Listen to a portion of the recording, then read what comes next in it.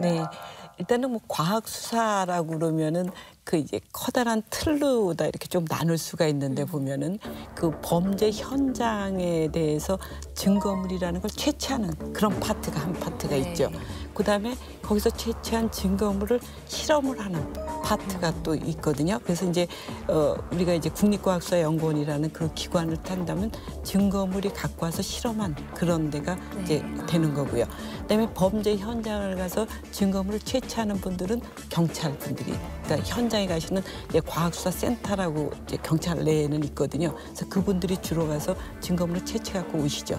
그래서 증거물 채취한 거를 가지고 그래서 그 증거물이라는 게 그 기관을 연결해주는 아주 중요한 게 되죠. 그래서 이 증거물이 아주 중요한 역할을 하게 됐습니다. 그러니까 과학 수사는 이제 크게 얘기를 하면은 어떤 수사를 빨리 해서 범인을 잡을 수 있게 해줄 수 있는 그 역할이 하나 굉장히 중요한 거고, 그다음에 이제 법정에 갔었을 때 이 범인이 정말 유죄 입증을 할 수 있느냐, 무죄인가 하는 그런 걸 입증해 줄 수 있는 그런 것까지를 같이 해주는 게 이제 과학수사의 총체적인 틀이라고 생각하시면 되겠습니다. 그 국가수사하면 일반적으로 우리가 알고 있는 게 부검한다고 생각하잖아요. 맞아요. 저도 그걸 부검에 대한 게 굉장히 그러니까 부검 말씀을 하셨는데 네네. 저도 이제 그게 참 신기했어요. 왜 그러냐면 예를 들어서 이제 부검을 통해서 어떤 그 사망의 원인을 찾아내는 건데 어떻든 이 신체가 이제 상당히 복잡하잖아요.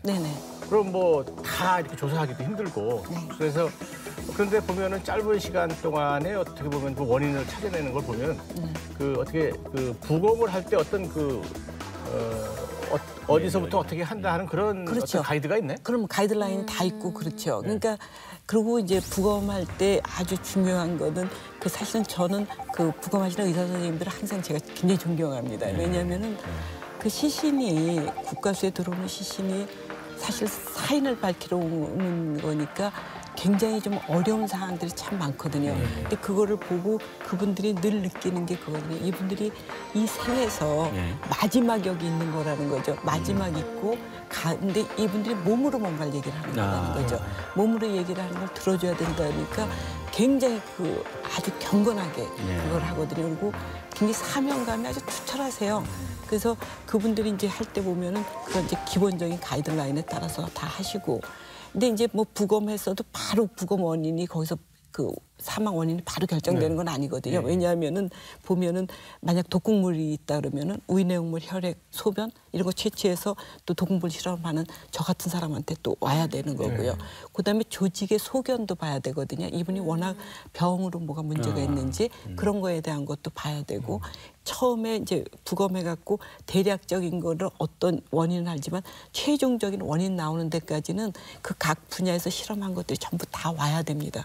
그래서 그 시간이 좀 걸리죠.